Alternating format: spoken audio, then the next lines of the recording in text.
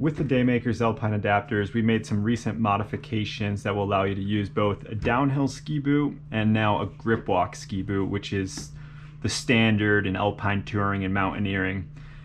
Right here, I've got the downhill toe bail on, and I'm going to show you how to switch between the two. So this, if you've ordered it, this is the Gripwalk Toe Bail. It's a little bit longer and accommodates that higher height of the sole on the Gripwalk. To get started, you'll pull these tabs out, and then I like to grab this bail with these two fingers, use my thumb for leverage, key up the end of the bail through the slot there, and just pull it out. Set that aside, and here is your Gripwalk bail.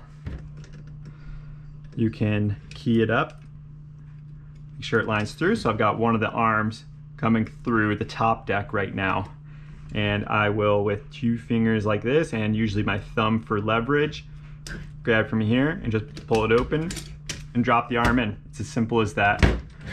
Now if we're going to do it again, grab it, pull it open, grab this bail, and we'll set this one up in the back slot. Drop it in. Now we will pull these tabs through, and they've got a little bit of a height differential there, which will lock these in and ensure that they can never pull out. 1, 2.